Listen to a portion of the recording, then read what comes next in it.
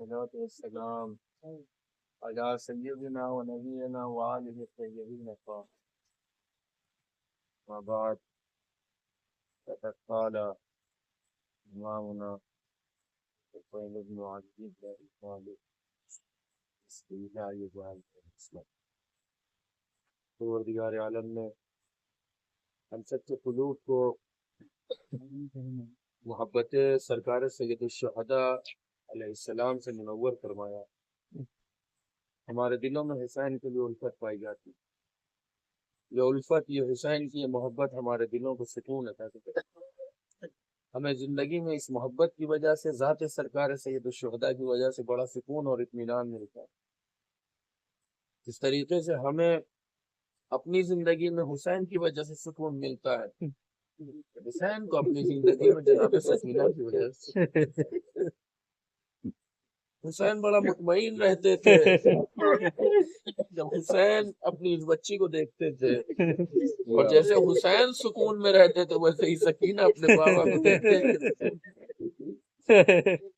سکون و اطمینان ختم ہو گیا عصر عاشور کو حسین کے اس دنیا سے رخصت ہونے کے بعد. اب سکینہ تو ہے لیکن سکینہ کی زندگی میں سکون نہیں ہے.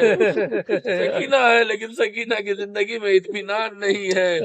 بابا کے جانے کے بعد اب اگر سکینہ کی زندگی میں کچھ ہے تو صرف تازیانے ہیں، تماچے ہیں، سفر ہے، اذیتیں ہیں، مظالم ہیں، مصیبتیں ہیں، اور سکینہ ہے. سکینہ ان مصیبتوں کو برداشت کرتے کرتے چلتے چلتے ایک وقت وہ بھی آیا کہ جب تھک کے ہمیشہ کے لیے اپنے بابا کے پاس چلی گئی. بچی باپ کے سر کو اپنے کلیجے سے لگا کے ایک مرتبہ گریہ کرتے ہوئے کہتی ہے، اے بابا میں خاک پہ سونا برداشت کر لیتی لیکن میں تیری داڑھی کو، تیری ریش مبارک کو خون سے خضاب کیا ہوا دیکھوں تو کیسے دیکھوں. بابا میں تمہارے بغیر، بابا تم اتنی جلدی کیوں چلے گئے؟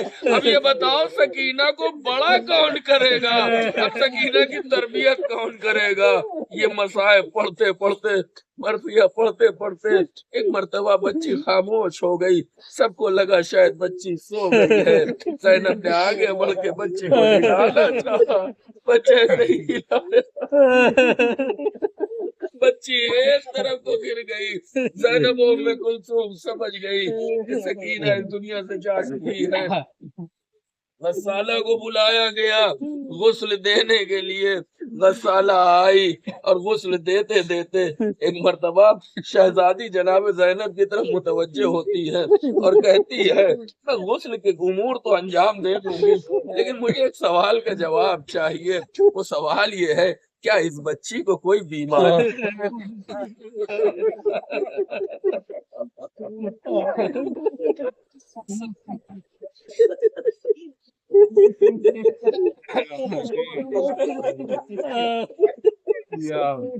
کیا اس بچی کو کوئی بیماری تھی؟ زینب نے کہا نہیں نہیں، اس بچی کو کوئی بیماری نہ تھی لیکن تم ایسے سوال کر کیوں رہی ہو؟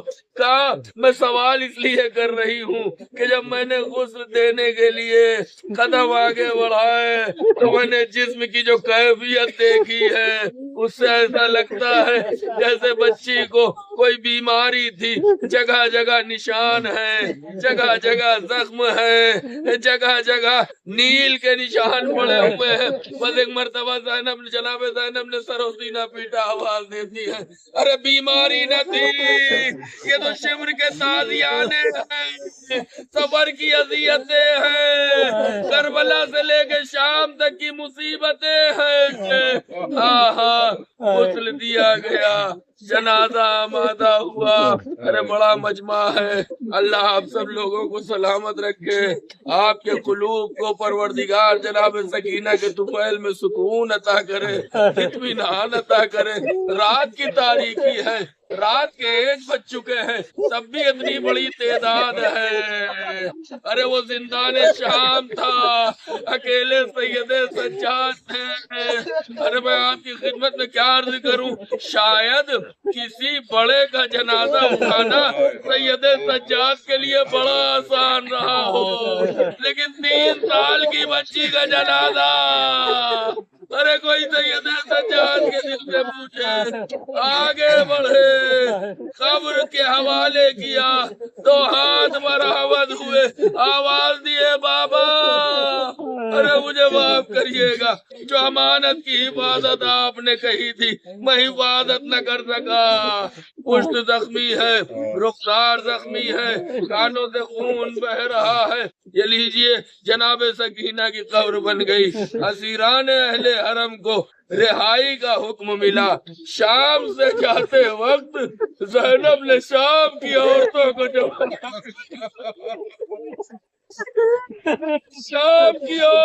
جمع کیا اور جمع کرنے کے بعد کہتی ہے, اے شام کی عورتوں, ارے ہم تو جا رہے ہیں لیکن ہم اپنے پیچھے تمہارے حوالے ایک امانت کو کر کے جا رہے ہیں. اس خرابے میں, قید خانے میں حسین کی ایک بیٹی کی قبر ہے.